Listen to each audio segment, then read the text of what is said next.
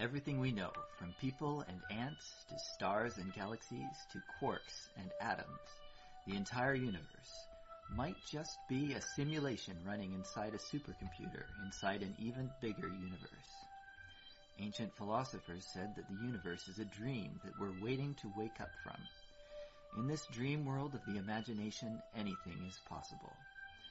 All cultural items, from the dreams of our rodent-like ancestors, to books, to television shows, are merely permutations of the reality we think we live in. Today's age of computers and video games places simulations at the center of our cultural consciousness. A select group of us perform simulations for fun and profit, and we call them games, role-playing and otherwise. We live to run simulations. Join us on the Simulationist podcast as we explore our culture of simulations. Hello, once again. Welcome to another iteration of the Simulationist podcast. Today is the 2nd of June, and it is iteration 39. My name is Josh Trelevin. With me on the other side of the table is... a slightly medicated Ryan Kirkby, which means this week has been unofficially brought to you by Dayquil. Dayquil. If it was any more powerful, we could bring life back to the dead. Okay, well there, now I know how you're doing, Ryan. It turns out you can work yourself sick. Yeah, I just put in too many hours, too many stressful hours, forgot to take breaks, and the stress caused me immune system weakness. Yeah, well, technically the cause of the illness would be some kind of bug, but I suppose... Well, yeah, I'm subjected to so many people every given hour at my work. If I don't maintain my health, it's going to happen. I will get whatever's going around. Okay, yeah. So, long story short, remember to take your mandated breaks, people. They're there for a reason, and it's usually your health. Oh, as well as, to get some food in your system. But, yes, let's get on to more important topics. Like, Josh, how was your week this week? Oh, my week, well, same as always. More Minecraft, of course. I mean, it's funny because I just picked the game that I like to play. Like, it's not like I set out to be a one-game guy. But, I mean, that's just what I've been playing. It's what catches your fancy, it's what catches your fancy. So, in my world, what have I been building? I've been building, actually nothing. I keep on dying. Was it creepers? No, it was lava in the Nether, because what they did with the Nether in a fairly recent update, I'm not sure if it's the last one, but they added pockets of lava that you can dig into, and the lava, it flows fairly quickly in the Nether, different than the real world, or the overworld, I guess. Mainland. The main world, or whatever, where lava flows more slowly, and so you have time to escape, but in the Nether it's a lot faster, so... One less reason for me to actually venture to the Nether now. That's good to know. Yeah, I kind of dug myself into one of those holes, and the lava poured all over, and couldn't escape in time, so yeah, I died. So I spent a whole lot of time grinding to get all my tools back, because I had enchanted all my tools, and I spent a lot of time and levels making them really good, and then now I had to do it all over again. See, this is why I back up my game every once in a while. It actually stems from Dwarf Fortress cause corruption files every once in a while. Oh, yeah. But I think it's just good to make sure you have backup saves on almost any game you're using, if at all possible. Yeah, well, in the case of Minecraft, for this one, I guess my style of play is, if I die, I have to deal with it, because I'm playing on hard mode, and I kind of want to be immersed in the game. So it's like, if I die and lose all my stuff, well, that's so be it. The fun part of the game is earning that stuff all over again. So I mean, I wouldn't have still kept on playing if I wasn't having fun. So obviously I was, but at the same time, it seems like I spent a lot of time just grinding and hanging around a monster spawner and just killing all the monsters that come out and getting their experience, which is odd, but I still enjoyed that.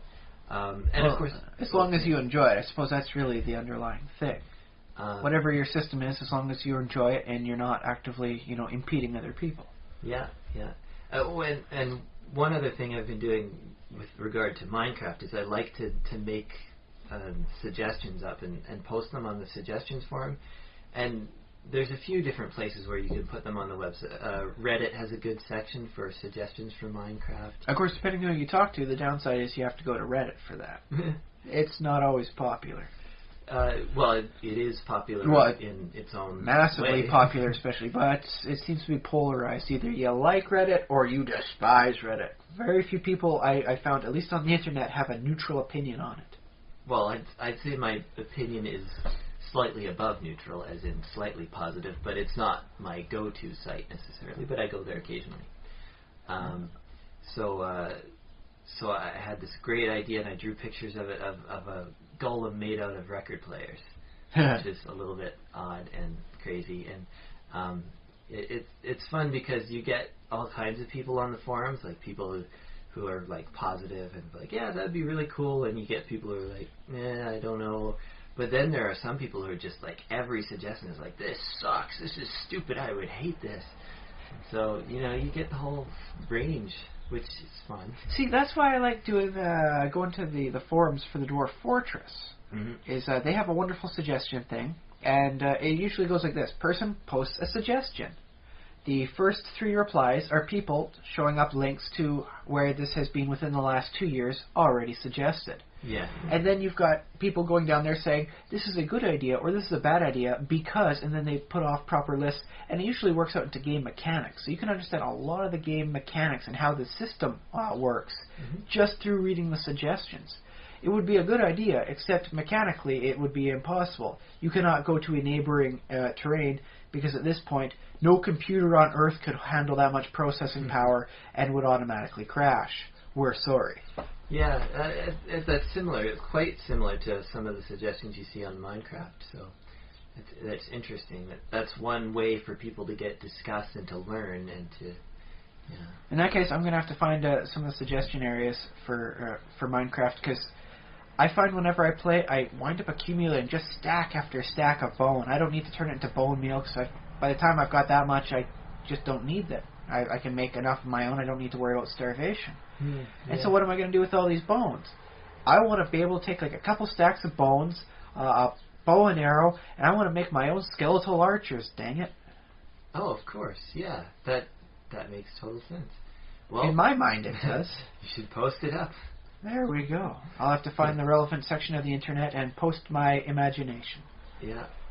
I don't know the thing is, most of these ideas have been thought of before. Probably, but that way if I post it up, somebody goes, oh yes, there was a quick mod for that, here's a link, and all of a sudden, bam, I snag it. And get the mod. Yeah. Which reminds me, can you just input mods and keep playing, or do you have to regen a new world? Yeah, you can, depending on the mod. But yeah, most mods will you just input the change, and you can play your old world with that. Oh my! Yeah. Well, I'm used to Dwarf Fortress. Anytime you change it, you have to regen the world. Yeah, I would suggest backing up, of course. Well, okay, they can corrupt your world. So that just goes back along my suggestion of make sure you always have a backup save file. I'm from the old Sierra days. Save early, save often. Ah, yeah. And always try and counter back and forth. Keep 2 saves, and then you go back and forth between save A and save B. So that way, if your last save, you'd miss something critical and you can't go back, you go back to the previous save before that. Yeah.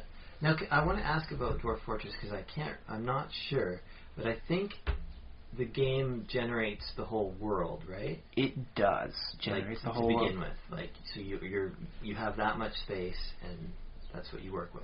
Yes, but when you finally pick a fortress site, it generates uses the algorithms to generate what's going on underneath there. So not only are you looking at, I think it's 48 by 48 cube for every 1 square, and it's usually 4 squares for an embark.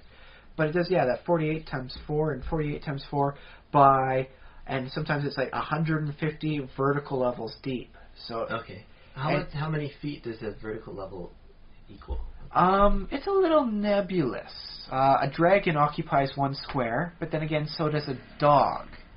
And things are apparently too crowded for for most dwarves to occupy 2 per square. It drastically slows them down when they're doing work in the same square. So I would estimate about a human size then. Slightly larger, I believe, with the latest expansion into mine carts and all that stuff.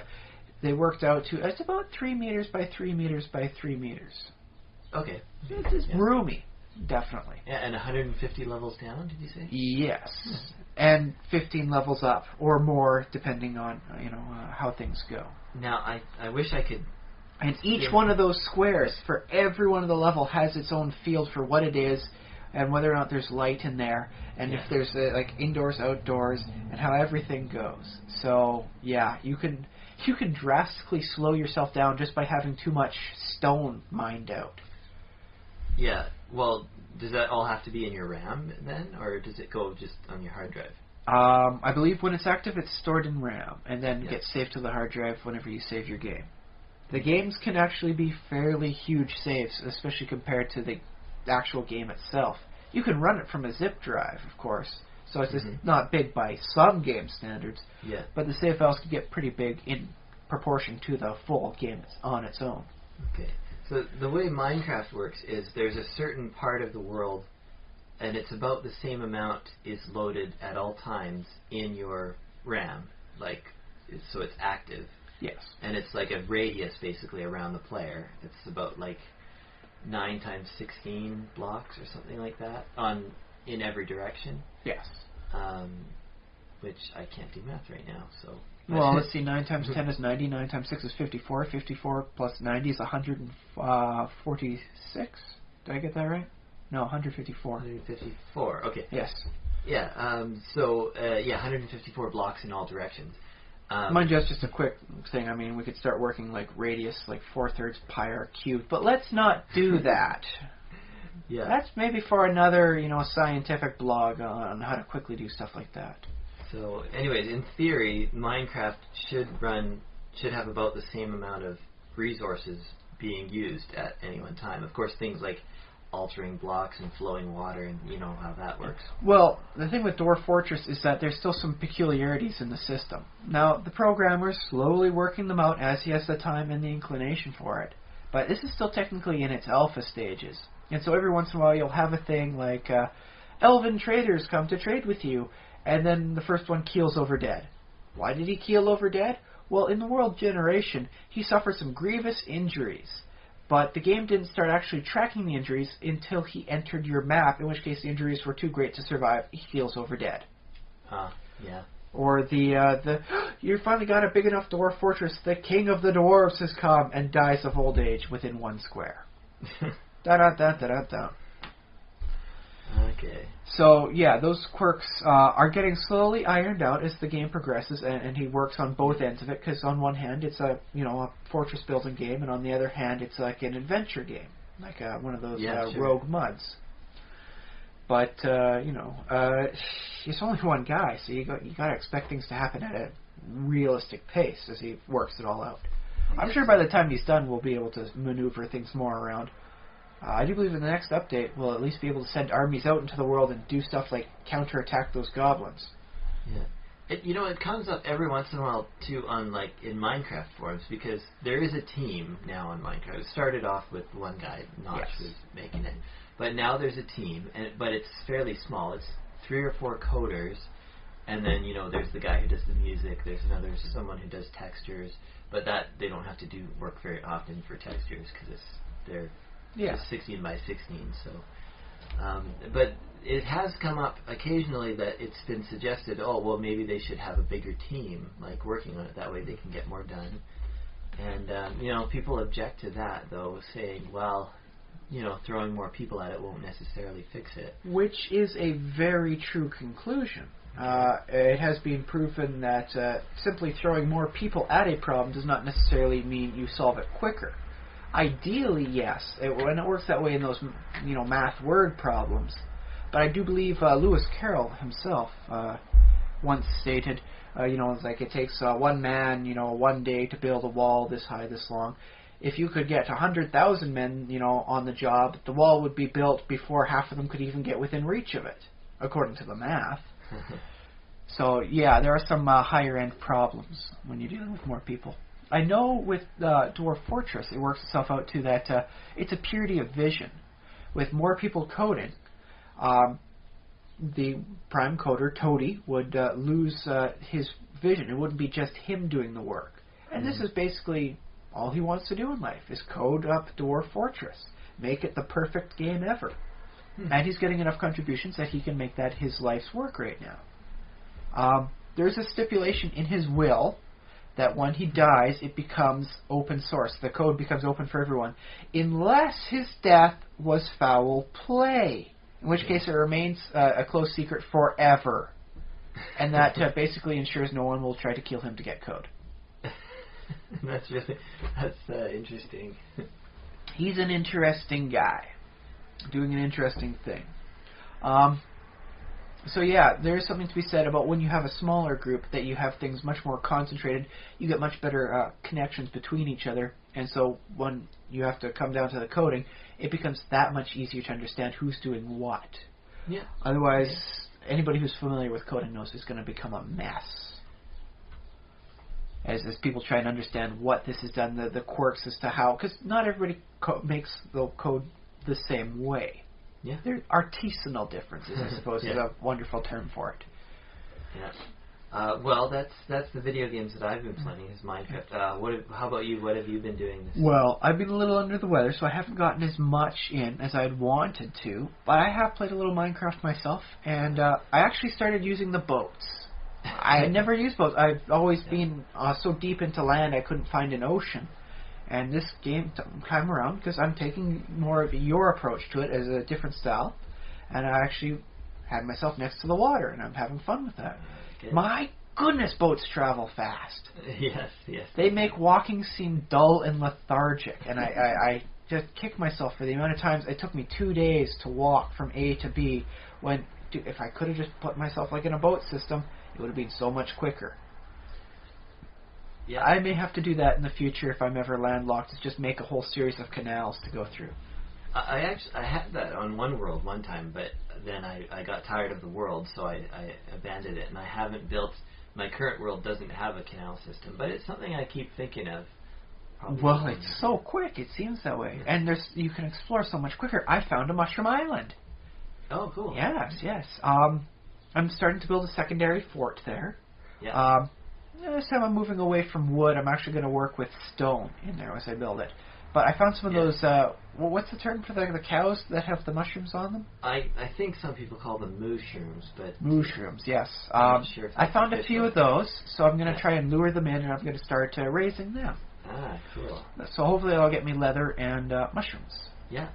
And so I'll have a little fun with that. And it's really nice because the whole island is like high, like super high cliffs. Yeah, that's pretty. So, it's nice. I dug in and then I worked my way up eventually. Now I'm at the top of an area, and I'm going to start building a more tower-style design around that, as opposed to something huge and monolithic like I previously have done. That's cool. And these, I believe, mushroom biomes don't have zombies or skeletons or creepers on Wait, them. really? I just may have to make it my primary residence then, as opposed to secondary. That's a very nice perk on those. Oh, yes, I'll have to read in more on that and explore more.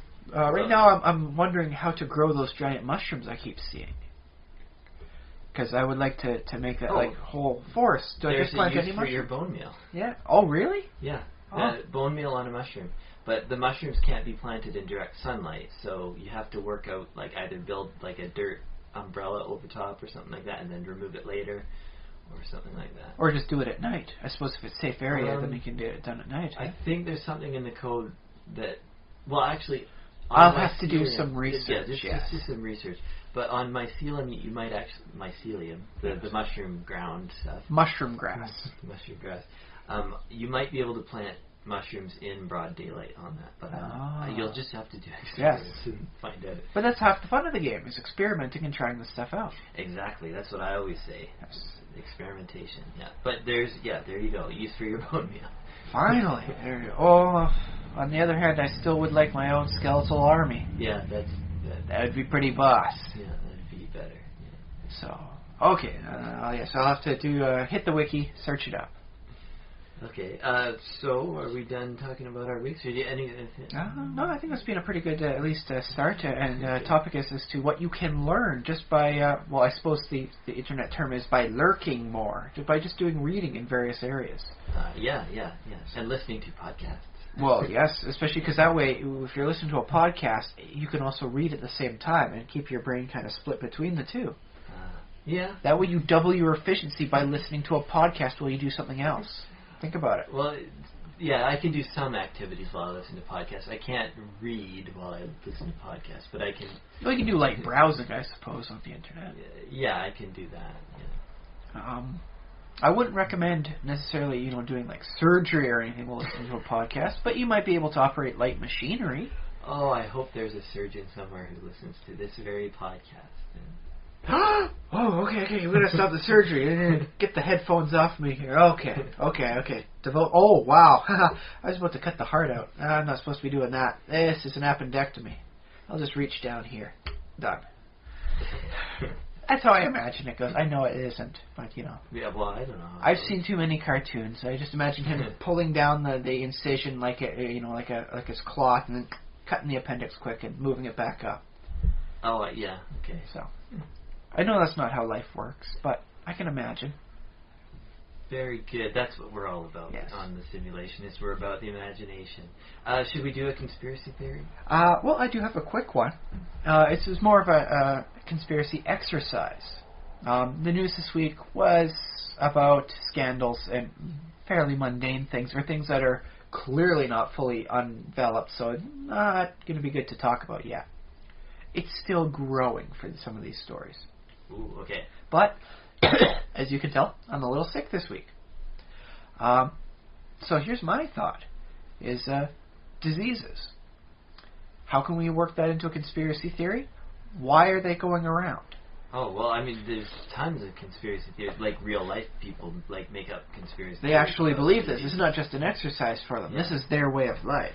But no, we can take a cue from that and, imagine the government doing nefarious things with planting and cultivating germs in the population. Yes. So, yes, come up with a quick conspiracy idea as to why the diseases keep going around everywhere every couple months.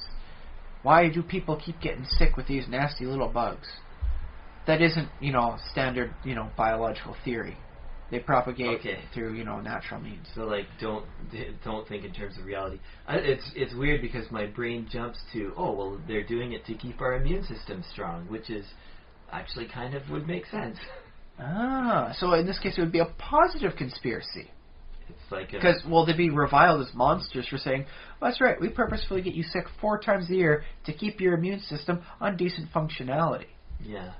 I mean, maybe they're, because they're planning on harvesting all the population or something like that. That'd be good. Well, then wouldn't they be, trying to get us to, exercise more? Ooh. Unless they're trying to make it like a lipohol. The aliens want to try and, ferment, fat into their booze. And so they actually want to try and get people as sessile as possible. In which case, the diseases, which may linger in the body's tissues, are like spices. So it's like a spiced, like home brew sort of thing, or micro brew. Do I taste a little bit of common cold in the background aftertaste of this lipohol? Why, yes, you do. That's so weird because I can't imagine your typical diseases like common cold and the flu and measles. To me, they don't sound like tasty at all. Well, I mean, if you look at some spices, lutefisk, and is basically fish in lye. Lye is not something I would consider a spice, but apparently it makes lutefisk just amazingly tasty. A little more fragrant than most people are used to the first couple times, but tasty. But it's funny because I've always associated those strong flavors with kind of being very antimicrobial. Like that's what spices are. That's why supposedly we enjoy spicy food is because it's one of the reasons. It's protection against certain pests and. There's actually numerous reasons for that. One of the theories I interestingly liked was that it makes an otherwise unpalatable or nutritionally undervalued food more nutritionally valuable. Your stomach produces extra acids to counteract the spice it tastes. Helps break down the food that otherwise you wouldn't be able to gain nutritional benefit from. Oh, okay. And actually, there's you can see some animals eating food, some foods specifically so they can eat other foods that way. I believe moose qualify in that. Oh, that's so cool. it turns something that they otherwise just wouldn't. I mean, it's like celery. You take too long eating it, and you use up more calories than you'd gain from it. Yeah. So, so swallow your celery whole, kids. Yeah, you just down like a duck, man. Don't even bother chewing that stuff. Don't actually swallow your celery whole, if you can help. Although, if you're going to practice sword swallowing, it's probably a nice, safe area to start with. But remember, you're not actually supposed to swallow the swords, so, keep the whole, leafy end of the celery there to help pull it out when you're done practicing. But yeah, you could have, there's all sorts of reasons for spices. Sometimes it just tastes good. Some people like the taste of it. Mm-hmm. And, so in which case, for our celery example, with not the sword swallowing part, this would be like putting peanut butter on your celery. And then I suppose little raisins, you get your ants on a log, kids treat. Yeah. It becomes the celery, something the kid normally wouldn't eat or gain that much nutritional benefit from, really. It's a lot of water and just some fiber. It becomes something they would want to eat. Well, it's like a spoonful of sugar from Mary Poppins. Helps the medicine go down. I don't need any medicine to take my Dayquil. The medicine high I get from the Dayquil is all I need. Well, does Dayquil not have sugar or something? Like, what form is it that you took today? I took the 2 small capsules. They're capsules, so you just swallowed them? With a little bit of water, yeah. Okay, yeah.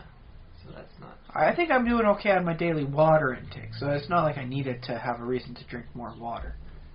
But there is a kind that's like more like a syrup, right? Or yes, I think most of those small syrups they have, especially with the kiddie formulas, like kids Tylenol, they do put extra sugar in there to make it more palatable, so the kids are less likely to spit it out, going, I hate this. Yeah. But then again, you got your Buckley's people. It tastes awful, but it works. I think their tagline, it has been their tagline for decades. They're basically saying, no, we're not adding sugar because you don't really need it.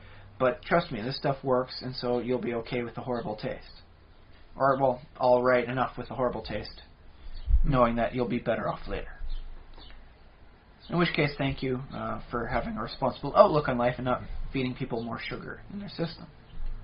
Yes, I kind of like my Lipohol idea. Okay, so the aliens are making Lipohol. Yes. That's the nice conspiracy thing. That's where it leads you down to. Aliens are trying to keep us sessile and keeping sickness through our system. To keep us, from uprising, I suppose. When you're sick, you don't feel like, fighting the man. Mm-hmm. You just kind of want to order a pizza and, lay on the couch for the rest of the night. Yeah, but, I mean, there is that. Okay, so there has to be a point to this, because... we're not sick all the time, right? We like only get like a person at a time, kind of, and then a thing will. Okay, now here's the thing. You recall getting people get really sick in like November, early December. Yeah. Despite the fact that everyone's indoors in that time of the year, in the higher end of the northern hemisphere, because it's cold out, so you don't have the people interacting as much. You still get because of the holiday seasons coming up. The Thanksgivings. Both Canadian and American, and getting in for the holidays for the Christmas season, or Kwanzaa, whatever you're doing, Hanukkah. Okay. They all wind up getting together, and that's, at least, on the surface, the real reason is that's how germs spread. Person goes, is carrying it, but not too bad, goes to an area, everyone else around them gets sick. Yeah. And then they transmit it to everyone else in their social groups. Yeah, and that's the theory behind concred, too. It's the cold that people get after going to game conventions. Oh yes, that's exactly how it's actually operates. That's really what happens. Yeah. But for the purposes of our conspiracy theory, the aliens are making sure we get sick at that time of the year because that's when they have their Lipohol equivalent of eggnog. That's their spicy holiday drink. Yeah. So just be careful. If you're not gaining weight during the holidays, maybe the aliens are getting you in your sleep, draining off your fat, and turning it into their rich, tasty, alien nutritional, eggnog dessert equivalency? I don't know. Some of us might like it if the aliens are draining off some of our fat. On the other hand, the concept of somebody eating your fat, just in like a liquid format as a sort of thing, that's kind of disgusting. So I can see why the aliens keep it hidden. Okay, yeah, they keep it on the down. So also, that way they get to harvest it effectively for free. Do well, I suppose like maple harvesting back in the day. As opposed to if we knew about it, then we'd start charging. Like, oh yes, I'm weighing 300 pounds. I'm going to go get myself liposuction to make $1,000 instead of spending money. We'd turn it into a business, and that's the last thing the aliens want. And is they're cheap. Well, maybe the aliens don't work on a capitalist style like we do. Maybe they work on a more, benevolent society where nobody actually has money. And they think our whole human commerce way is just sick and disgusting and creepy. And they don't want to spend this money stuff that they have no concept of. And so they just, don't tell anybody that they actually exist. And then they just siphon us off when we're sick. And hey, they get tasty brew out of it. Very good, very good. So yes, I encourage everyone out there to come up with an idea about why do we get sick, and hopefully it'll lead you down a road as sick and twisted and entertaining as Lipohol. Yes, be more paranoid and keep looking in all directions. Well, think paranoid as an exercise. It's entertaining. Yes, no, for sure. Okay, cool. So that was your conspiracy thought. It took some odd turns, even for our standards, but yes. Okay. But if you want to write a short story about it, where a person finds out, and make it into like a one of those creepy, holiday, stories, go for it. Yes, I'd like to see it. As with every idea that we come up with as we talk on The Simulationist, we grant these to the world. We do ask for a little credit, let us... You can make money off it selling your short stories, like Amazon or eBay or wherever you're going to wind up selling them. But just put a little credit to sign there. Yeah, send some more listeners our way, and they'll thank you for it, and we'll thank you for it, and yeah, it's a win-win situation. Well, except for the people who are suddenly disgusted at eggnog because they keep thinking about like a fat shake drink instead. So, they technically lose. But, hey, more eggnog for me. I love that stuff. You can send us email at thesimulationist@gmail.com. You can find us on YouTube at youtube.com/thesimulationist and on facebook.com/thesimulationist and wherever fine podcasts are listened to. Also listen to similar podcasts. rpgpodcast.com is another place that you can find other podcasts. And email us. Once again, the email is thesimulationist@gmail.com. And I think we have a main topic tonight. Now, I have been reading the wonderful book Making Comics by Scott McCloud. Scott McCloud. Yes. Yeah. I encourage everybody to read his entire trilogy, Understanding Comics, Making Comics, and was it Reinventing Comics? Yes. I have them on my shelf over there. They are a wonderful read so far. I'm only into the second chapter of Making Comics. I probably should have started at the first one, Understanding Comics, but I kind of understand what they're about. I'll delve into that. You already understand comics. Yes. Well, I get them at least as well as the average person who spent their childhood reading them. There's probably some deeper levels I will uncover as I read his first book. But right now, I started with Making Comics. And I found some very interesting things to think about, mentally chew the fat, so to speak, with the second chapter of it. And that he talks that characters should have three parts to them. They should have a backstory, like, they should consider like how was their childhood, just not of course for every character, but to help flesh out the important characters. What happened to them, what were their most meaningful things, and this helps create a more believable person. Because let's face it, the fictional characters you write are not actually people. They are constructs thereof. But it really helps to have someone interact in a way that is somewhat similar to how we would interact. Because it makes it believable. The second part is having a visual style to them. I believe any superhero you can think of works wonderfully for this. Heck, even you just work with the symbols, Spider-Man symbol, Batman symbols, every symbol that you can think of, the insignias, works very well for helping define, what is this character, who is this character, when you do it in as minimalistic a style as possible. Well, it's one of the first things they do when they create, like the comic book creators create a new superhero, is they care a lot about what that character looks like and how they're distinctive and how people are going to recognize and want to buy that comic when they see it on the shelf. So. Exactly. The third point of this is their mannerisms, the things they do, the things they say, interactions. and stuff like that. But the second one really caught me.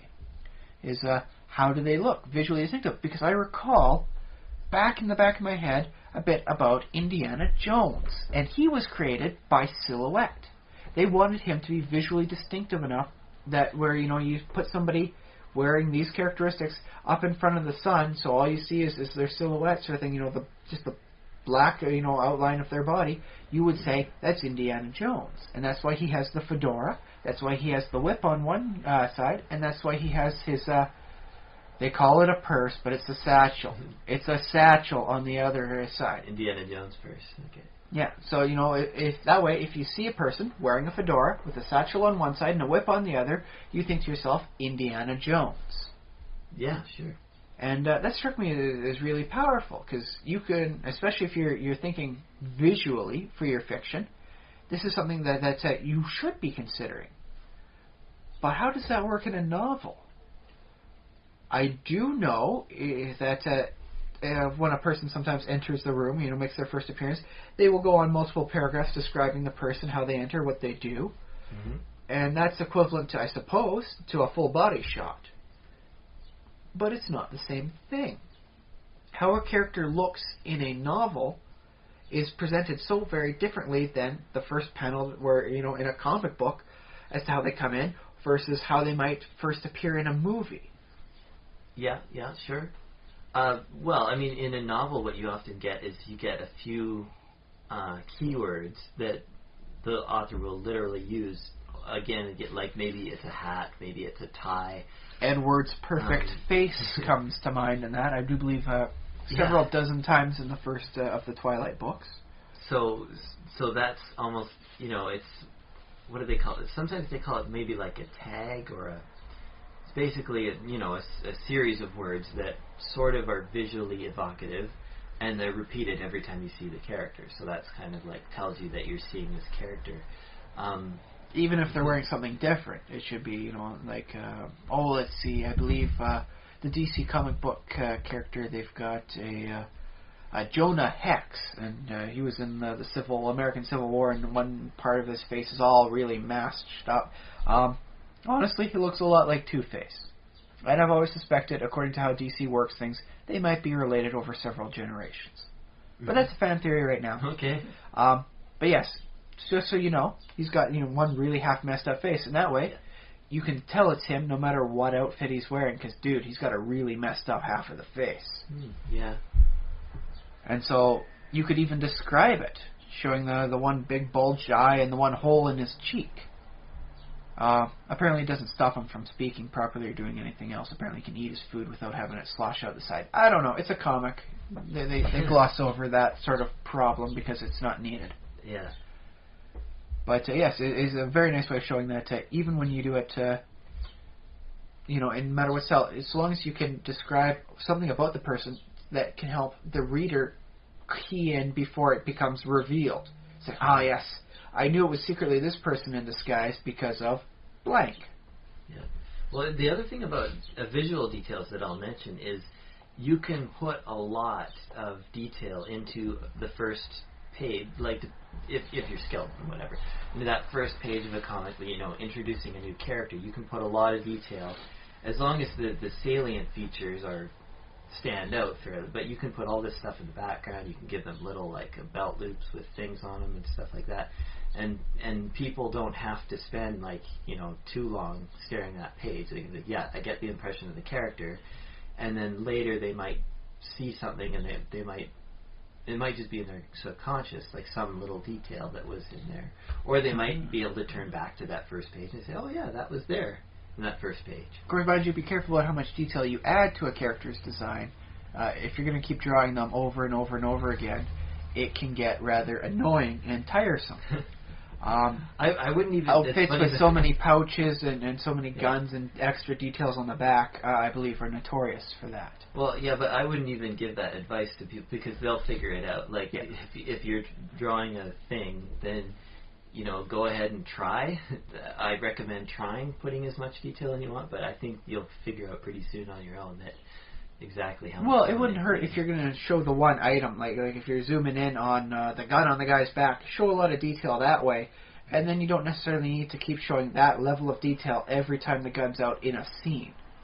So long as you can reduce effectively the resolution of it whenever they're using it, so long as you don't focus on it as the key item, I think you can get away with that. Okay, yeah. So that's a nice little trick for those aspiring artists out there. Not that I'm an artist myself, but I have read up enough on the tricks and seen it in many, many webcomics. It's a nice thing to do, actually, if you can, with a webcomic series that's been going on for a few years. Take a look at the start, and then take a look at the one they're currently putting out, and you can see how they cut off a line here, they simplified this design bit there, over the course, because they're drawing them sometimes 5 times a week, 4 panels a day, and it just becomes something that really, really saves them time and effort. I think Dick Tracy's a nice one to look at, because with Dick Tracy, he's been around for decades now, and it hasn't always been the same artist drawing them, but they always maintain the same artistic style. Mm-hmm. And Dick Tracy doesn't have much on him for a style besides yellow trench coat, yellow fedora, and a face that looks kind of like a jigsaw puzzle. The nose sticks out as like a small cube, and then his front part of his face is basically a straight line. Yeah. You don't need to do the specific contours of his face every time. It's line, nose chunk, line, and then you add the details on the face side of his face. Yeah. And that applies to a lot of the characters. Except for the one-off villains, in which case they show them a few times, do the wonderful artistic style. This guy looks like a catfish, so I'll do extra stuff going on here. And then he gets thrown off at the end of, into jail at the end of the arc. And then no one will see him again for another 10 years. Good enough for me. Okay. Yeah. So yeah, sometimes you can have a lot more fun with one-off characters, because I can put a lot of detail, a lot of attention to detail in the design, because once I'm done, I'm freaking done. I'm not drawing this guy for another decade. That's it. And if they do wind up becoming popular enough that you will see them occurring time again, you will also notice, as you go through, they do become much more basic in their style. Yeah, that's true. Well, and that's actually a reason why a lot of people that have glasses in the comics don't have eyes behind them. They just have little dots on the glasses. It's a lot of added detail to draw the eyes and then put the glasses over top. Yeah. So it's an artistic license I think everyone takes for granted. Just do the glasses over top, spark, spark. There you go. There's the eyes. Done. Yeah, true. And I mean, it's also just a limitation of how thick your pen is and how thick your lines are going to be, because there is that too. Yes. Yeah, you want to squish all those lines into a small little panel. You won't be able to make out the eyes at the end. It'll just be... Especially if you're going to be printed in the newspaper, their resolution isn't always known for being the finest touch. So even if you can draw it and then, make the image small enough to fit into each square, it'll wind up getting blurred out into just one black blob. In which case, you might as well have just done the point to begin with. Heck, maybe they are and we just don't know about it. What if like Garfield's eyes are just really high attention to detail, but you can't see it in the comics? That would be an unfortunate waste of time.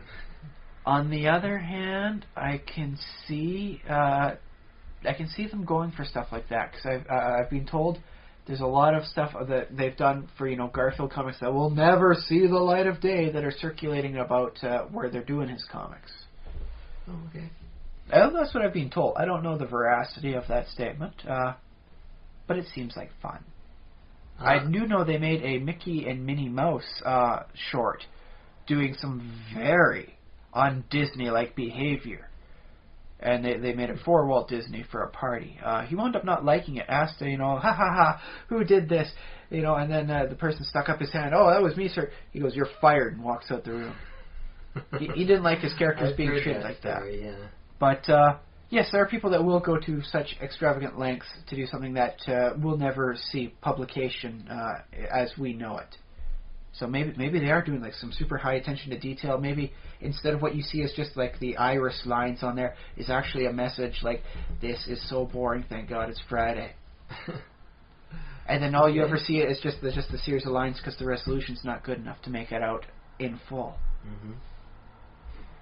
Well, so the other way, though, sometimes comics that go on for a while, they'll get simpler in some ways, but they'll add little details like, I don't know, like extra weapons or an extra piece of clothing that are important to the plot, because your stories get more complex as you've told the simple archetypal story that you began with in the beginning, and now you're moving on to more specific stories about the character and his family.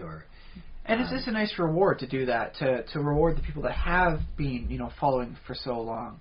That's, oh yes, I know why he has that Bowie knife on his side, despite the fact he's not a kind of guy to be wielding a Bowie knife, everywhere he goes. He barely even takes it out, he just has it on the side. Why does he do that? Well, if you had followed this story arc 5 years ago, you'd have known that was, the wish of a dear dying friend who saved his life, is to carry it with him in remembrance. It's a ceremonial thing. Yeah, love that. So, and I always say, reward the people who have been there for the duration. That's a good thing to make sure, because they feel that it is a reward for them more personally than just, he's just adding more stuff to design because he's a better drawer. Now we can do the rest of the stuff quicker. He can get away with doing an extra knife in here or doing an extra something on the back. Yeah, well, it's a funny thing about being an artist and a creator is that when you create something that people really enjoy, and that's sort of your goal, was to get people to like it. But then oftentimes it's like, well, now I'm done that, and the artist tries to move on, but the fans are like, we love it so much. We want more. So I think it's good if they can stick with the thing that they created, and provided they still love what they're doing. After a time, it's like, no, that took 10 years of my life. I'm done with that. Mm-hmm. I want to do something else now. Thank you. That can happen. Sometimes what happens is they'll be reluctant, and then the fans will convince them, and then they'll go back and they'll be like, oh, I forgot how much fun this was. Which is why I would really like to convince What's-His-Face not to kill off Pinhead in his books. Clive Barker, I guess? Uh-huh. Yes, he doesn't like Pinhead. He originally liked him. He was a character. But he doesn't like the concept of the name Pinhead and what's been done to him over, say, the last 7 movies. And so he wants to kill him. And it's like, no, people like him because he's a cerebral villain. Who, by the way, also has a very distinctive profile. That whole face and lines thing, with the pins coming out, people remember that. They remember it so much it became his name. In the credits for the first movie, he was just called Lead Cenobite. And then people said, I love that guy. Which guy are you thinking of? The guy with pins in his head. Oh, the Pinhead Cenobite. Yes. And as opposed to female Butterball and the Chomper guy. None of them really had good names for it. But you know what? People like the villain. And so I would really like to get the opportunity to convince them as to why it's a villain worth keeping around. Yeah, I suppose. I mean, that's another question I guess we could maybe leave for another day, is when is a good time to kill off a character? And should you even be making that decision, or should it be something that happens sort of organically, in a story? I always like the Arthurian end of it, where it's like, okay, I will put this character to rest, but the character could rise at any time. And then, if somebody wants to write their own story later on about, King Arthur wakes up one day and, it's the modern world, and, it's like a fish out of water stories. He shows chivalry to the modern world. Yeah, I can dig it. Oh, so literally to rest, like as in literally sleeping, like Rip Van Winkle? Kinda, yeah. There's that whole mythical island of heroes where all the great heroes of British history wind up going to on their deathbed. Oh, and they wait for a time when, like at the apocalypse or whenever England is in its worst peril ever, and they will rise up again to help save the common man. Nice gesture. Kind of a wishful thinking. I would not stake any resources on that ever happening. Yeah. But it's nice to think about, and that way you can imagine them still coming back and doing things. Yeah. As opposed to just, okay, I killed the character, end of it. Now I'm not coming back because they're dead. It's funny, it's almost biblical. Like, there's the story of Enoch and Elijah, different, Jesus goes to, ascends, so I think it goes back quite a ways. It's probably even... It would be an interesting study for a person to see how many of these parallel arcs there are. Although I don't know who would want to try and parallel King Arthur with Jesus. Although, King Arthur, I think, was beloved by Christians Well, for many years. here's the thing: is the original King Arthur was pagan. It was never the original one wasn't the Holy Grail they were searching for. It was a cauldron. You dip a person in, they come back, the corpse into, they come back out alive. Okay. And then, as the whole thing became Christianized, it became the Holy Grail that held Christ's blood. Yeah. And a little bit more portable too, so that's kind of nice. Yay for portability. Okay, yeah, and I don't know all the history. There's a lot of different myths, but it doesn't... Like, it's funny, because the King Arthur myths don't actually go back to...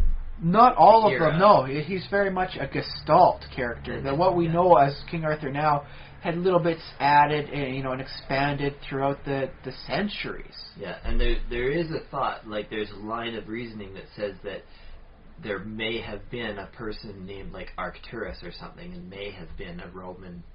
Brit, or like a Roman aligned Brit. Aligned, yes. Breton, whatever. I'm just going to call him a Brit for now. I think that was a good enough word for the time that they'd have used it, at least colloquially. Yeah. So he was like some kind of general, possibly not even a king, but then... Okay, so here's the thing though. Let's go back to the original topic. Picture the silhouette of a bearded man. We'll put him in side profile. So he's got that regal look to him, get the head kind of upraised. Bearded man with a crown and a sword on the one side. You'd see, let's put it in the scabbard sort of thing. Yeah. Could you say that would be King Arthur if you saw that silhouette? No. No? Because I could definitely see that. Look at that, go, he's royalty. He looks like a King Arthur type figure. Well, so you've got the crown, you've got the beard, because Arthur was originally meant for it's a bear, so you get hairy kind of guy. The crown for royalty, and the sword Excalibur. Yeah, but I mean, there's Assyrian, not Assyrian. What is it, Persian? Okay, well, yes. But let's what if we refine the image of the crown to something what you would imagine for the British style crown? Where it's, the headband, we'll put a little sparkle stuff on there, and then that cross up at the, every couple spots around. That's funny because, I would associate a cross more, that would lean me more towards that Arthur archetype, even though, it might be confused also for Charlemagne. Yeah, it could be Charlemagne cross, yeah. So, but you could definitely see that as something that is visually distinctive. Yes, yeah. So very okay. So you were saying though. Oh, what was I saying? Something about Arthur as he's being all cobbled together over the centuries. Oh, yeah, I don't know if I actually had a point to make. I was just reciting the knowledge that I have, because, basically, of Arthur. I mean, you can just obviously look him up on Wikipedia and read basically everything I know, because everything I know I got from Wikipedia. So. Well, you probably got an interesting amount from Disney over the years, too. Yeah, there's the Disney film. Although, I mean... Yeah. What is that in there? With the dancing plates and the owl. What do you have? Merlin had an owl. Yes, that would have been the young one. How about the one they did with Kevin Costner, where King Richard the Lionhearted appears at the end? Because I've always found that wasn't that Robin Hood? Yes, that was Robin Hood. But the King Richard the Lionheart, I found, also had a very much similar profile. When I first saw him step in, it was what's his face played Sean Connery. Yeah, Sean Connery, I believe, who did that. He came in, and when he came in, for a second there, I thought, what, King Arthur shows up at the end? No, it's King Richard the Lionhearted. Yeah. But it was just such a thing for me that bearded, noble man wearing the crown and having a sword on the side. Yeah.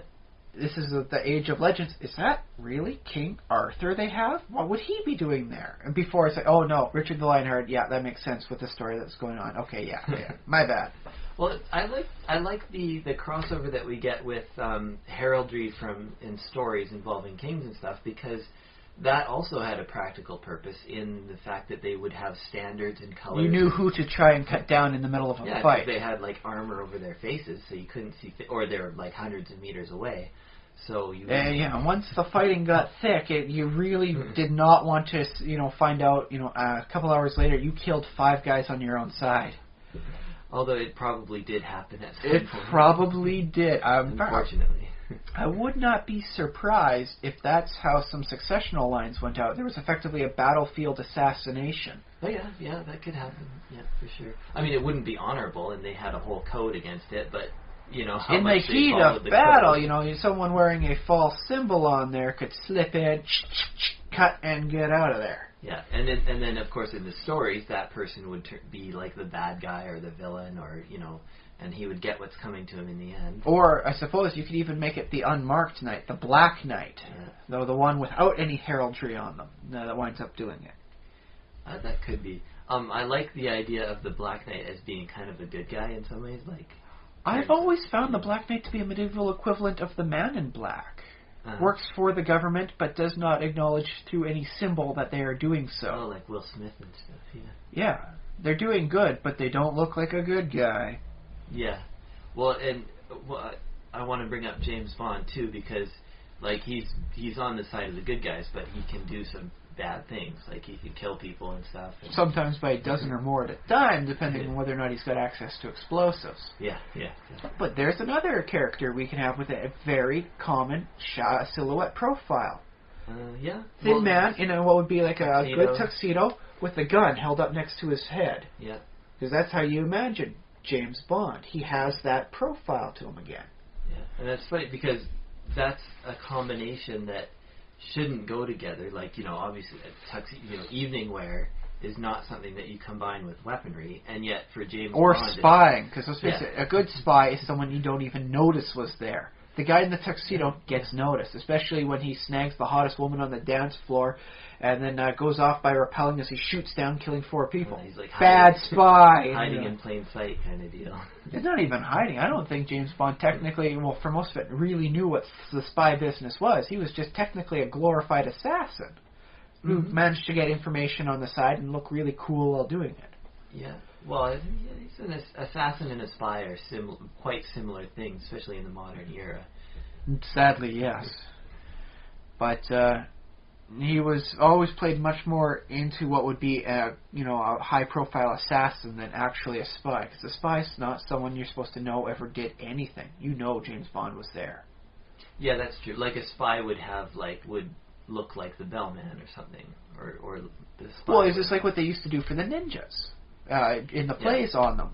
They would dress them up in black. The ninjas never actually wore black, apparently, except at night. But in the plays, they would be dressed up in black because the background was black, and then they don't show up, and that's how they're supposed to show themselves as invisible. Yeah.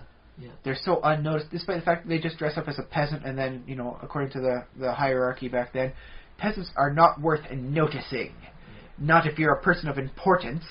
And so that way, the person who's actually a ninja just kind of walks around wherever the heck they feel like. No one of importance is looking at them because, dude, just a peasant. Yeah, there was a TV show that they only did one season of. Sadly, there's all too many. There's many, but the one I'm thinking of, it was called Pan Am. It was about the airline in the 60s. Oh. And the late 60s, because it took place, like, they had an episode which had the assassination of John F. Kennedy in it. Like as a plot point, so it was kind of a historical piece. I do recall that being very highly praised, that series. I enjoyed it. I watched the season that they did. And apparently it was pretty expensive to make, though. Okay, yeah, that could be it. Yeah, so I enjoyed it a lot. And one of the characters that they had, this shouldn't be a spoiler. I don't. Dude, the series is over. It wasn't, it wasn't likely to be renewed anytime soon. So I think you can get away with it. So one of the girls, actually 2 of the girls are sisters, but the one sister is not really a major character. But one of the girls, one of the main characters, is a spy and also a flight attendant, like a stewardess. Oh, that allows her to get to almost any city, without suspicion. Yeah, so she's like passing information to the CIA. Here's your coffee, sir, and then they snag on the bottom of their mug a little note, and bam. Yeah, I think that happened, or something. Oh, wow, I haven't seen the series, and I totally guessed out some of that cool stuff. Yeah. That's pretty sly stuff, man. That's a good way. Yeah, and then, of course, she ends up, like, in a relationship with another spy who lives in Yugoslavia, I think it was at the time. Yeah, it was Yugoslavia, and then he's like supposedly a good guy, right? Because he's trying to do reform in his country or whatever. And then but they have people trying to kill him on the other side. So that's not good. I don't know. It's the point about the spies though is the spy is also employed as the steward. Someone so mundane a position that people really wouldn't think twice. Yeah. Although it gives her access for a lot of motion, a lot of movement throughout a given territory. Although talking about like hiding in plain sight, a stewardess is like all dressed up and is like very front and center, like they're the face of the airline, right? Ideally, yes. They represent the airline to the customers and everything, and they make sure that they have a good experience flying and whatever. They flirt with them a little bit because they're all pretty ladies and. Well, not always. Sometimes they're pretty young men too. Yeah, I think they. Well, let's face it, the stewards are equal opportunity. No, but I think in the era for Pan Am, yes. In the 60s, I don't think there was very many male stewardesses. I think that was. I believe the term was originally called because stewards was too foreign a name for them. I don't know. Yeah. Well, nowadays it's flight attendant. It's men and women. And that's why they changed it. Apparently, people were so unwilling to call the male, stewardesses just stewards that flight attendants there works. Let's go. Yeah. Crazy. So yeah, hiding in plain sight with all dressed up and looking good and looking professional, and looking like you're doing one sort of job, which is it's funny because that kind of job of being out in front can be quite demanding. And yes, I've been on a plane flight or two where there was that person that was just so annoying. You kind of wish that the stewardess was a trained, spy/assassin. So just one crack in the neck later, they're asleep. They're asleep for the rest of the flight. That's it. Yeah. No one saw the piano wire. And then you wonder, how can they possibly handle a second job where they're, passing off information and stuff like that. Caffeine. Yeah, I suppose, or cocaine for that matter. Well, depending on how you want to play the whole thing. Actually, I'd imagine cocaine would probably wreck things more than it would help things. Oh yeah, especially because once they get addicted to the whole stuff, then you can bribe them to change sides. Because dude, briefcase full of coke. Yeah. That's why I go for Coca-Cola. It's really hard to be bribed with, a suitcase full of cans of pop. Yeah. Yeah, that's funny. Yeah, I would, yeah. So, I don't know. Well, maybe if it was, for coffee and there was some of that really good, because they have that coffee that's being passed through a cat-like creature. Oh, yeah. And that winds up being, $20 per ounce. Yeah, I can't imagine, I guess I'd have to try it to know if I've been told it's really good, it's smooth and full-bodied, but honestly, there should be an easier way of soft chemical solution where it won't have to pass through the lower intestine of an animal. Although part of it is just the intrigue factor, I suppose. I would be like, oh, really? Cool. Well, but here's the thing: is it's supposed to be the digestive acids as it goes through. It doesn't really get dissolved in there or anything. It's just kind of like a chemical, bath from the whole thing, and then it gets passed through and comes out looking like a disgusting chocolate bar. So yeah, sorry for that mental image, guys. But honestly, that's what it looks like when it comes out. I've seen this before. I actually looked up what the heck is this on the internet, and there were some film things on YouTube I was able to look at. Because, I thought this was a joke when I first heard about that stuff. But no, it's legitimate. But couldn't you make it dude, this is science coffee, scientifically formulated for a better brew for you? And, wouldn't that work too, where you just simulate the acidic bath of the whole thing and then just have a nice rinse cycle? It would work for me because I don't buy into the whole naturalistic fallacy about how nature does great things. I think... You know what else is natural? Arsenic. Yeah, exactly. So no, I'm totally... Cyanide is pretty natural too, Yeah, it doesn't necessarily mean it's good for you. Although, I enjoy things just for the novelty and for the story behind it, so there's that. I mean, the only reason I've ever considered drinking absinthe would be for the whole absinthe drinking experience. Apparently, to do it right, you drizzle it over with a sugar cube into your cup and all that. There's a whole ritual associated with it. It's not just pour a shot, chug it, and you're done. No. It's smoother. It's for the refined gentlemen. Especially now that they've removed most of the horrible permanently mind-altering toxins that would wind up driving you insane. Now it's just a really potent drink, it's like mercury. It's like drinking mercury. It was honestly, at some points, depending on who was making it, even worse than just chugging mercury. You can drink mercury, and it's not good for you, but do it once, probably okay. Minimal damage to your system, you could probably recover. Don't make a habit out of it. Yeah, because the people who worked with it all the time and it was vaporous, those are the people who went crazy. Oh yes, the hatters. I do recall stories my dad used to say about people that would break open the thermometer and pour the mercury in their hand so they could catch it as it goes through the other end. It would go through their hand. I don't believe that.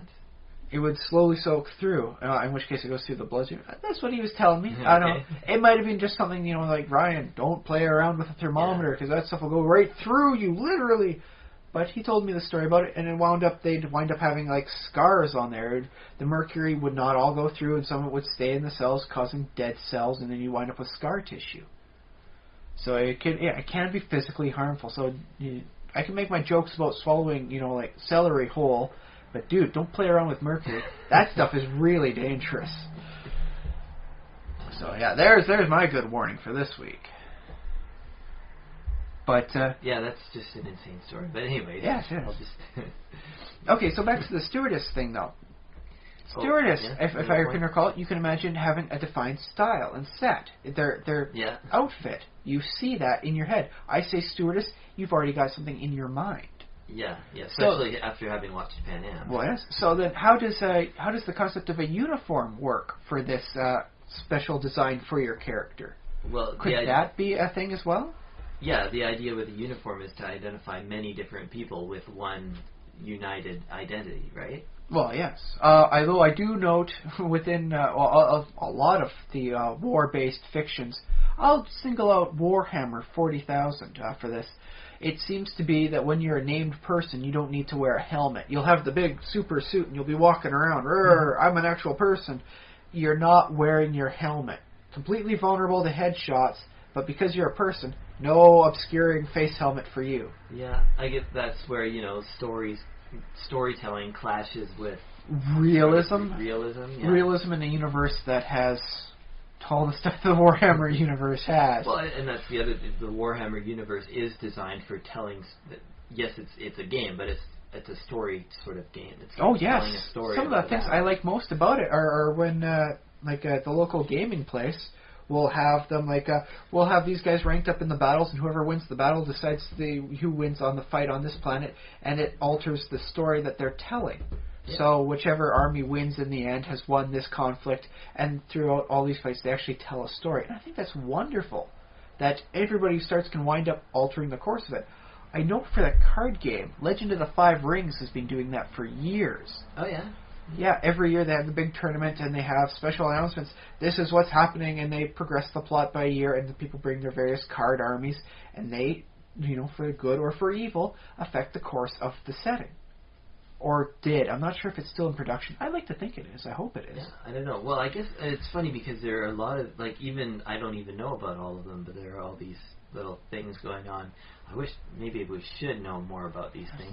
There's just so much going on. All these little people, like a whole community playing a game and just keeping it alive while everybody else lives their lives. We do have a games workshop here in Victoria. It wouldn't hurt next time we're down on that street to take a look in, see what's going on, see what people are playing, because the attention to detail for the painting is something just incredible for some of these people. I tried it with some quick. I got the quick thing and tried painting goblins. I nearly blew my eyes out for 3 days. I was squinting at everything, just looking down and trying to get the tiny little paint on there. Oh, yeah. So I got a lot of respect for the people that can paint a wonderful-looking army. You want to paint in a well-ventilated area. Oh, you should paint in a well-ventilated area. If you're not painting in a well-ventilated area, the chemical paint high may be something to help you out, depending on how tedious you find your paint. I wonder. Well, that paint probably isn't too bad, but I imagine glue. No, well, if you're doing it in large armies and you're putting on the fake grass that they do down on there, because sometimes they get the fuzz grass to put on to make it look more natural. Blocking. Yes. Yeah. I didn't want to say it because I have a bit of a nose problem, so if I pronounce flocking any which way wrong, it sounds like something we have to bleep out. Sad to say. But yes, that entire system though has customizations you can do for the characters, so that you can have your armies looking slightly different. Mm-hmm. These ones are wielding 2 weapons, 1 in each hand, and you can actually customize them all that way.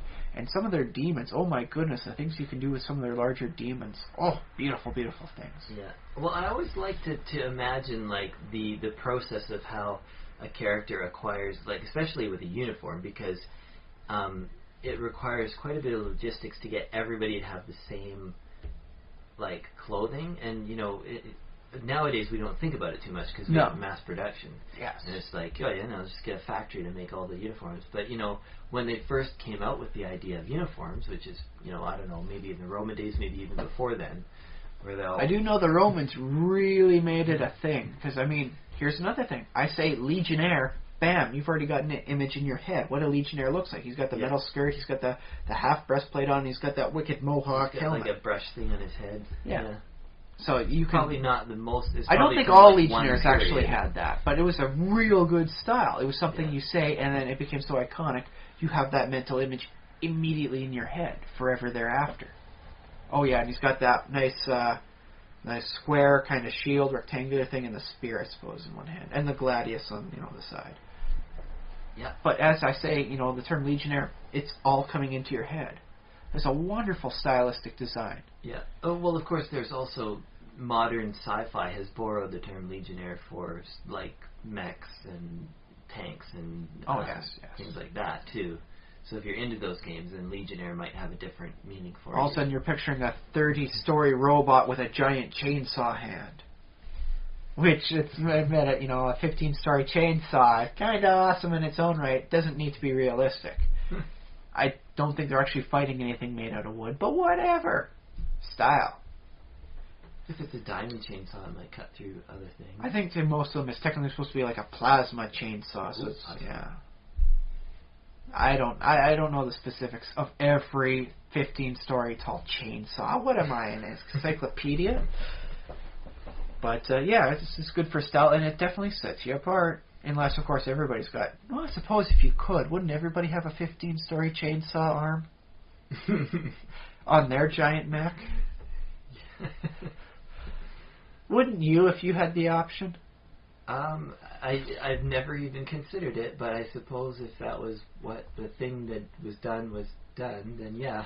I'd actually get it modified. I'd have the whole chainsaw being used as a mohawk on the back of my mech head for added style and flair. It would be useless unless somebody tries attacking me head on, but I think it'd be cool to have like the chainsaw mohawk. Yeah, chainsaw mohawk. By the way, if any of you out there are thinking of like some sort of cyberpunk character to have, there's a nice idea for you for cool factor. You're welcome. And there's his head, his name too. He's Chainsaw Head. Okay. Yeah, that's a good solid tell it like it is sort of name. Well, when you have a chainsaw on your head, it really doesn't matter what your name is. You're going to be called Chainsaw Head. It's just kind of how humanity works. Yeah. That's like redheads who get called red. I'm sorry. You had to get called red for all the redhead listeners out there, but that's how it goes. Shave yourself bald, put a chainsaw up there. Chainsaw Head. There you go. Which, by the way, works out for an impressive and distinct visual design. Sure, yeah. But now how would you describe this sort of character in a written novel? He's got a chainsaw on his head. But would you just describe it? Because then you could have people imagining that it's like a chainsaw sticking out. So he's got it's only on one part of his head where he's got the chainsaw sticking up, as opposed to, it starts just above, the top of what would be a widow's peak and trails down and back to the length that would be considered a mullet. Would it be a person with hair? Well, that is a hard thing to describe because you have to say exactly where it starts and finishes. And I have read novels in which it has somebody with a strange appearance, like some alien or something, and it describes them. And then later on I'll see somebody else's visual adaptation. I'm like, oh, I never got that. Or sometimes... Yeah, trust me, that's happened with me more than once. It's like, oh, wow, was I getting him wrong? And yeah, that looks much, much better. Okay, I'll forget whatever I pictured. I give examples, but I've forgotten what I pictured. It was usually such a better design. Well, I'm thinking of, I think there was, a fish man. Well, I didn't see a fish man. I saw, because the way they described it is, a man with his eyes are kind of bulgy and sort of offset a little bit, like towards the top of his head and the side. And I'd be like, okay, yeah, I see a person, and it just looks like that. And then somebody will draw it, and they'll be like, no, it looks like a fish, like fish man, like green skin and everything. Like, sometimes, of course, they get the whole thing wrong. I've seen a that couple can of be designs where it's like, wow, you guys just forgot like 2 lines in there that were really important for the description, didn't you? Yeah, that can happen. But the other thing about drawing, and again, like, this doesn't have to be advice, because all you have to do is try it, is attempt to sketch something out. And sometimes, like, a description as written just doesn't work visually. You're like, I just can't draw that, or I can't make that work visually, so you change it.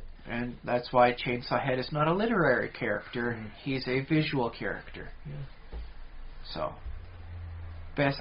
See, the hard part, of course, though, is eventually coming up with a design that makes it visually distinctive enough it won't look like someone else. Because as I said, King Arthur looks a lot like Charlemagne, looks a lot like Richard the Lion-Hearted. Mm-hmm. It's just the picture of the warrior king.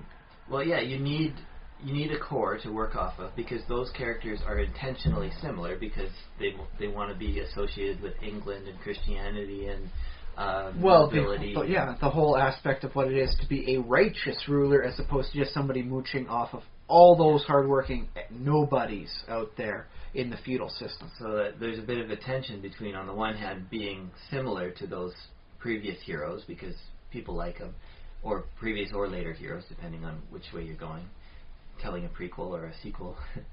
Or just rehashing a story in a different format. There's nothing wrong with that. I mean, the original Star Wars movies were not dissimilar to a lot of the Kurosawa stuff.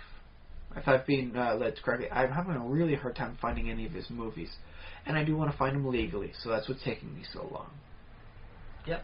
And then the distinctiveness, which you need something new. And this has been a problem in heraldry. Like, I think... Well, that's why we had to come up with fictional creatures. Because, in heraldry, it's like, okay, the father's crest is one red lion on a white field, and that's, boom. Like, it's very distinctive, very like, here it is, a lion.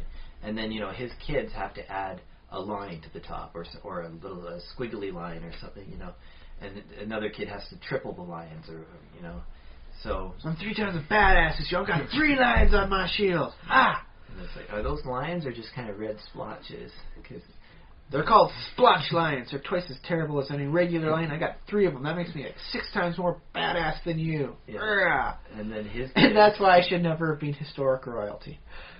Yeah, and then he gets married, and then his wife is like, well, now you got to squish the crests together, and mine is like a yellow cross, and so, somehow fit them together, and that's how you get, coat of arms and stuff with all the different elements. 16 to 32 different images on your freaking coat. And it's like, see, that's why, another way, if you look at Chapter 2 of Making Comics, it also shows detailed facial expressions, how all facial expressions come from 6 universal ones. No matter where you are in the world, these facial expressions are recognized by everybody that can see. The blind people might not have such an easy time. That's just how it goes. But by mixing these to various degrees, you get all sorts of other emotions. And that's what I think heraldry probably should have been like. It's like, okay, you've got lion on white, and you've got... the ocean, next to an island, sort of thing. It will be a lion rising from the ocean. There you go. There's your new heraldry symbol. And then, hey, you've got yourself a sea lion, and there's another new fictional creature that people can, a few hundred years down the road, use for a D&D monster. Yep. You're welcome. Yeah, and that's a good way to do comics and to create new characters, is to take what's distinctive and then sort of kind of imagine the core element of it and combine it with something else and create something new. That is why I did like the Batman-Superman comics, where they combined the 2 symbols. Oh, yeah. So it's like the bat symbol kind of wrapped around the Superman insignia. And that was kind of boss. Yeah, that would be good. I haven't actually seen it, but I can imagine it. Yes, and that's the thing. It's just by saying it's the Batman insignia on the outside, because, if the Superman thing, it's basically the Superman insignia with bat wings and the little spots up top. It was pretty boss. But I don't know if superhero heraldry should go that way. I don't think it ever will, simply because they won't let the original characters die or age and get replaced. Mm-hmm. Wasn't there was a series of like superhero mergers, right? Like people would imagine, like, what if this hero? Oh yes. Hero? The short-lived Amalgam comics were wonderful. They had back in '98. They had a storyline where the two beings that effectively are the universes, Marvel Universe and DC Universe, realized they exist. They have been brothers, but they've forgotten each other, and they suddenly remembered, and they were fighting each other, and they were doing it through proxy because they fought before and it was useless. They're so equally powerful. It doesn't matter if they fight. They can fight forever. There's no distinctiveness. So they got their best heroes on each side, and they pitted them against each other. And the loser was going to just, die. But then, two very powerful forces decided to try and keep them together, and by touching, they merged the universes together. And that was actually pretty entertaining. Wouldn't be good, like, as a forever thing, right. But I definitely enjoyed it for the short time it was. I think I would have done things a little differently myself. They took one aspect of a character and combined it with a character who has a similar aspect. So they combined Steve Rogers, Captain America, with Superman, because they're both seen as paragons of what it's like to be a superheroic person. Yeah. And they created the Super Soldier. But then they take other ones which were a little less obvious. And you come up with, like, at the time, Spider-Man was a clone, Superboy was a clone, so they combined them into Spider-Boy. Okay.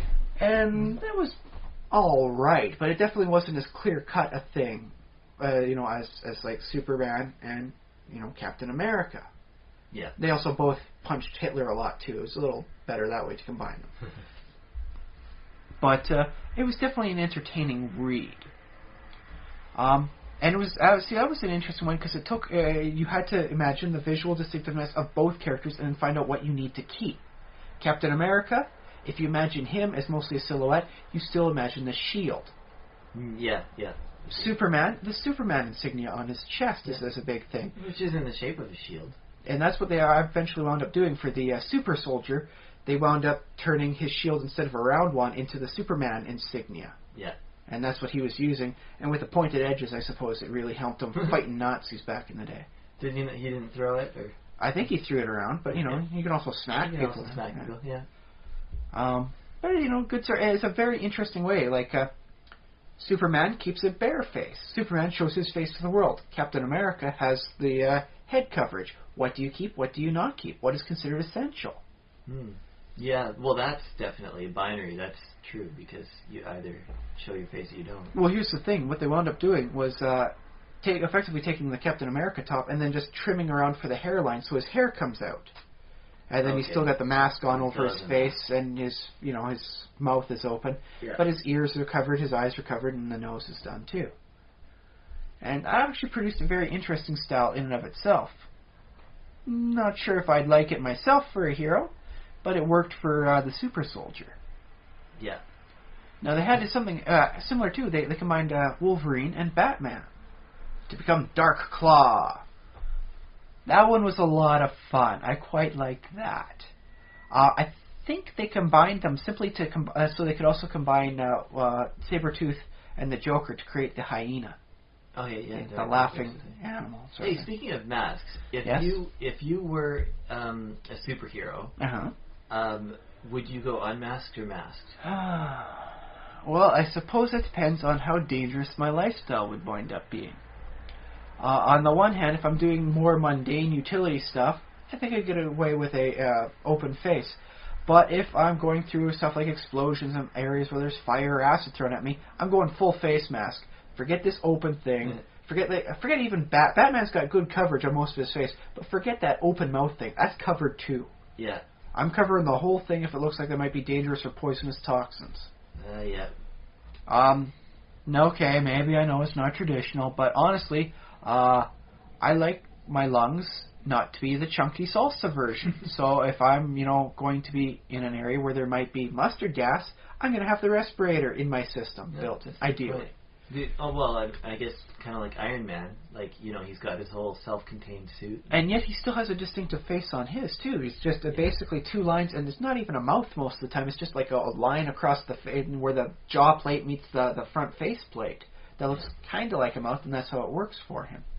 Interesting exercise in minimal, what constitutes as a face for him. Yeah. I don't even think he technically needs the eyes on there anymore. You can just put because it's all self-contained on him now. It's all, he can go up in space. Yeah, you could have cameras going out there. You could have 3 eyes on the one side, one giant eye on the other, and just be using that. And okay, the big eye's the main one, and then he's got infrared, and then he's got ultraviolet light and stuff.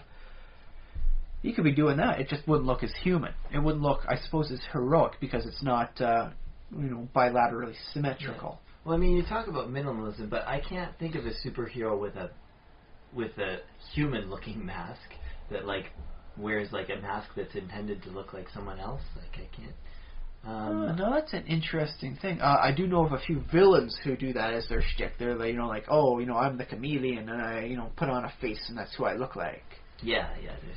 There's bad guys like that, and there's been movies what's the movie Face Off, and movies where people switch faces and stuff. And despite the fact that it doesn't actually qualify well because of differences in height, and your face looks different when it's on a different skull. That's just how things go. Did you ever see the MythBusters episode where they made masks of? Oh yeah, that was other? Creepy.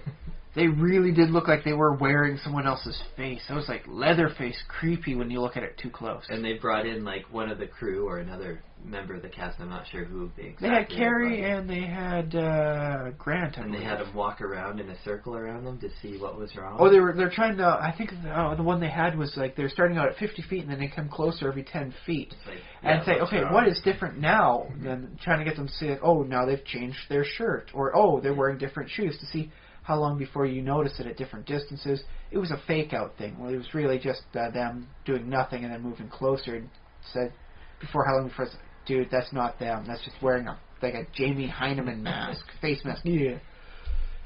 I really hope they didn't keep those masks. That would be so creepy just to walk in the middle of the night I'm sure after they hours. kept everything. I think the MythBusters keep most of their projects. I hope they keep it somewhere not where you can accidentally see it because the janitor's cleaning up after hours and all of a sudden turns a corner. Ah! No, I bet empty face head. I bet that place is very scary at night because I think it's not just those things that are those particular masks, but there's probably a lot of creepy things. From what I've been told, the main area where they do a lot of their work is Jamie Heineman's personal space. Yeah, it's his. Yeah. So, judging by what the kind of character he is, he would definitely keep things clean. Yes, but he does tend to keep a lot of things. Yes. Trust me, he's got huge walls full of stuff that puts our personal libraries to shame. Trust me, if it wasn't well organized, he'd be on Hoarders. Yeah. Let's be honest on that one. Yeah. But there's an interesting thing, too. Jamie Heineman. You could imagine him, his beret cap, his walrus-styled he is very facial hair. Looking, he has his own look to him. And Adam is somewhat distinctive, but not nearly as... He has an Indiana Jones hat, too. Well, here's the thing with him. He works more on the third part of what is a character. He has better mannerisms. You can act more like Adam Savage than you can look like him.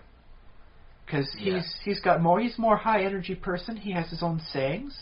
He has his own little mannerisms. Yeah, because Jamie's just kind of awkward and quiet and doesn't laugh or smile very much. He's stoic, is I believe the best way to describe Heineman.